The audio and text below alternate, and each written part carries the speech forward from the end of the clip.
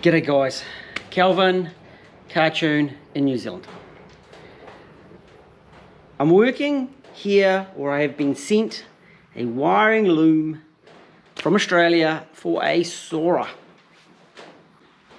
It's been sent to me for a refab and a tidy up, and it's going back into a stock standard Soarer. The man said it wasn't too bad, but let's have a look at it and see what we actually find.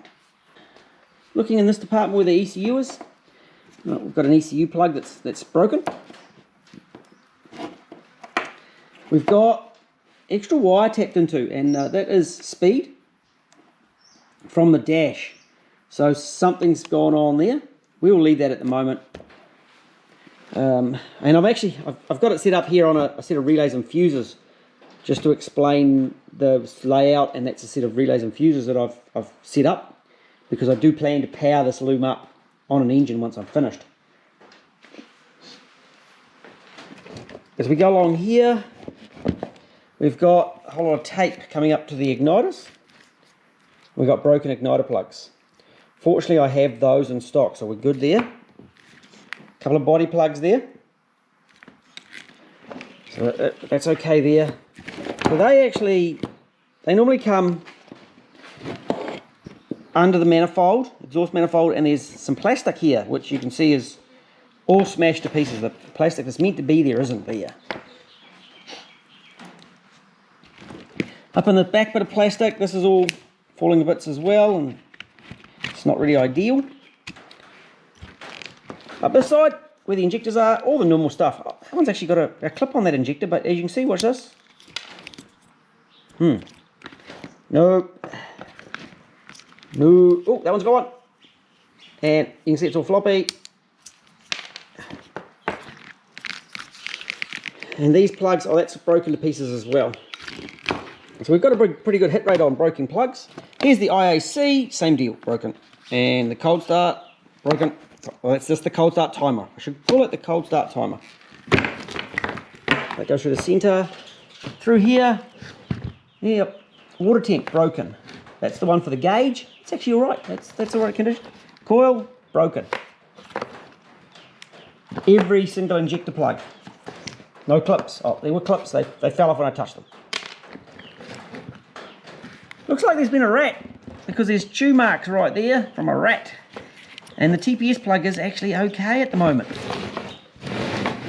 And then these flick around the side, and this sort of plastic, oh, there it is broken, unfortunately. This runs along the top above the exhaust manifold and gets a bit crispy. Out to an airflow meter plug, which is still got its clip on it. They're actually okay. And this little funny extra 2-pin plug that runs through the loom.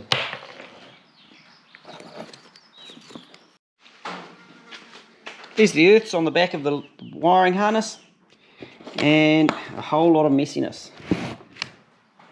So the first thing that I do in a situation like this is take it out the back and water blast it.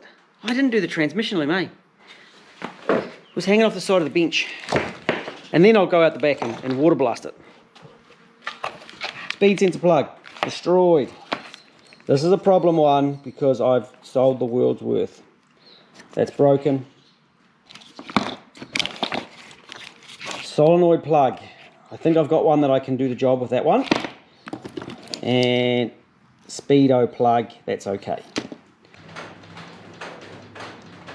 I'm covered in crap. It's going out the back for a water blast and a sort out, and then drying, while I make up a couple of those for other jobs.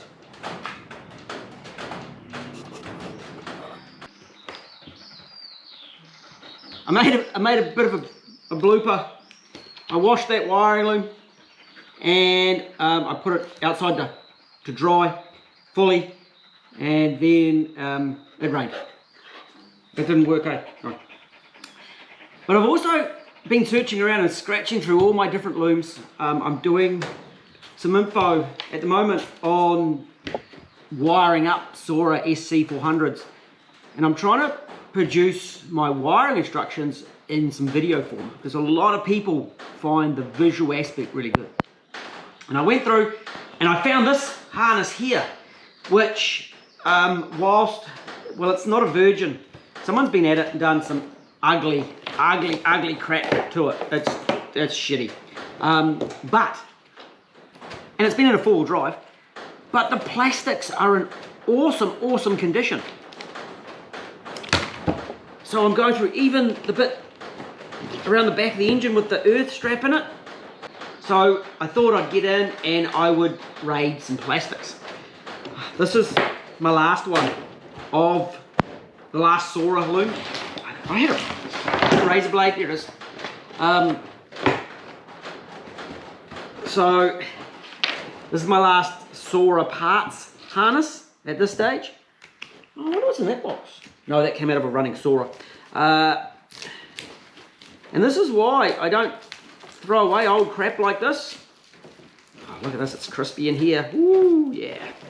And I'm just going through very carefully, and most of these clips are surviving. Not all of them, just most of them. So that'll, and not that one. That will give us some good plastics to go onto that harness. So it's going to be like a new one. So another harness is getting sacrificed to the 1UZ gods. But I'm sure I will find a purpose for it. And do some videos, some training videos where I don't mind cutting it up. And hence, even though I've rated bits of it, I'm still not going to throw it out.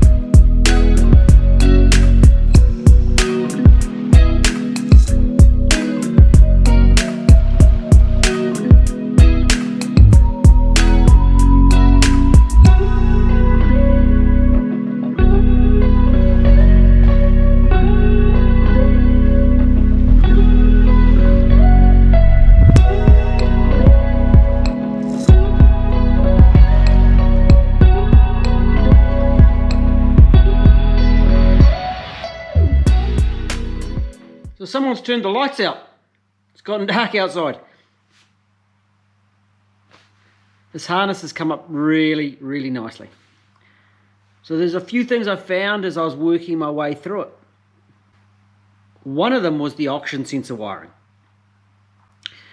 On the right hand side, where the housing comes down, it had completely fallen apart.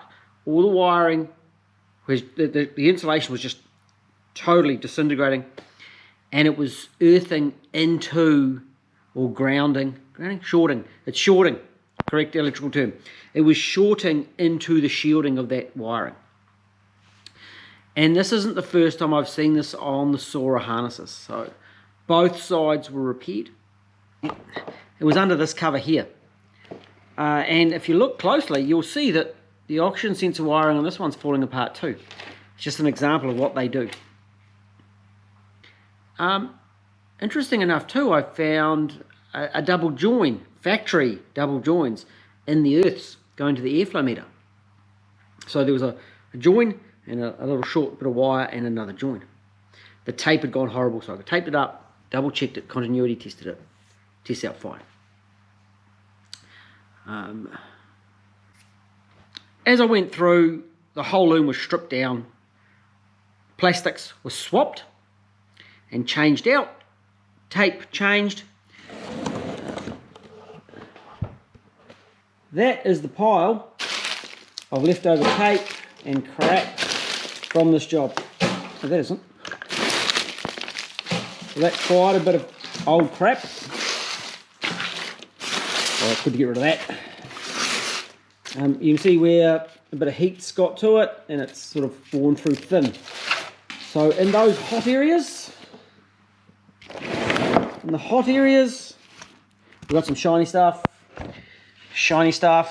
and shiny stuff going out to the airflow meter. Shiny stuff. So the plastic just is brittle. You can hear it cracking. Lots of the clips along the sides, they just all broke off as I went along them. That one's all cracking. Look at it, just all falling to bits. So in the bin. Easy.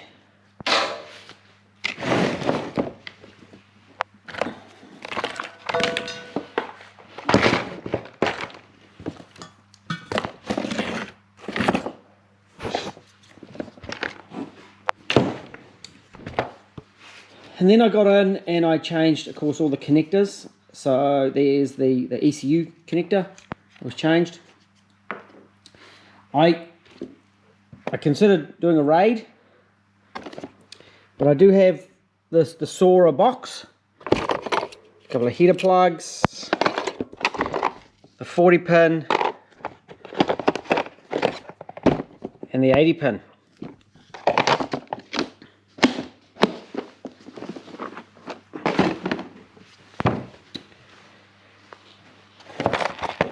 And then I changed all the connectors that I had here. So there's only a few connectors on this that haven't been replaced. Certainly all the main body of the connectors have been. That one hasn't. And the oxygen sensors, I don't have the single wire oxygen sensors. I did manage to find a second-hand shifter selector plug, which was really nice. And this one, so this is brand new for the solenoids, but it will require the little locking tab that goes here to be cut off the solenoid. So that's really important. When the mechanic puts it on, he'll just need to slice it off with a razor blade, scalpel blade, just to slip that little tag off on the actual plug on the transmission. You will have seen too that gone is that plasticky stuff that goes down to the injectors and stuff. A couple of them, something's been rubbing or a rat's been chewing because I was through the wires inside. And there was a couple of other little bits and pieces where there were wires bared off. So that's been all repaired, put back together, and braid put on so it's nice and flexible, still protects it. Metal clips back on that were all on it.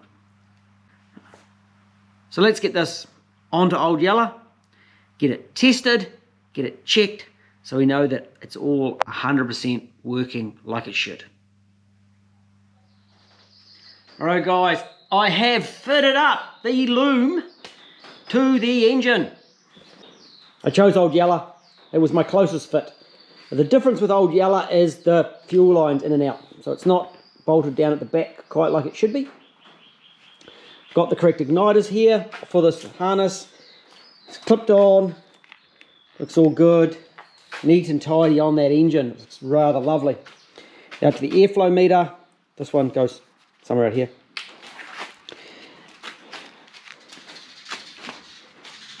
We're looking pretty good here. I'm really happy. Right, let's power it up and make it go. Because this is a refab, I'm just powering it up using my relay and fuse block setup for a manual Soarer sc400. So it's powered up correctly into these connectors which are under the bonnet, and there's imaginary firewall. The relays and fuses are inside the car, and there's a rebuild ECU. Josh at Relentless Motorsport rebuilt that one for me. We fit the earmuffs.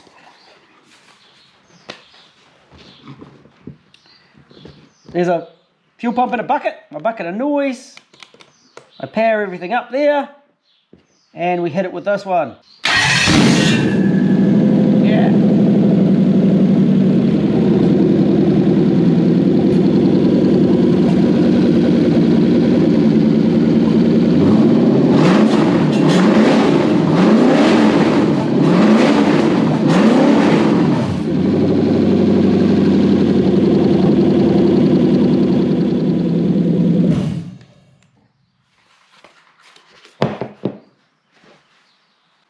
It's doing everything that it should.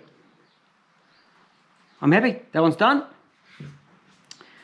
Ready to go back to its owner over in Australia. Well, I probably should take it off the engine, but once I've taken it off the engine, it can go in a box and go home. I hope this video's given a better understanding of what's involved in a refab. There's more than a day's work to go through it, check it, sort it. This one was lucky because I had plastics for it that I could do a swap and a sort out. I don't always have that. I also sell connector sets for those guys that want to do it themselves. I do sell that relay setup for guys doing swaps. And I've just done a video on how to make that wiring setup as well. So lots of options for lots of different people.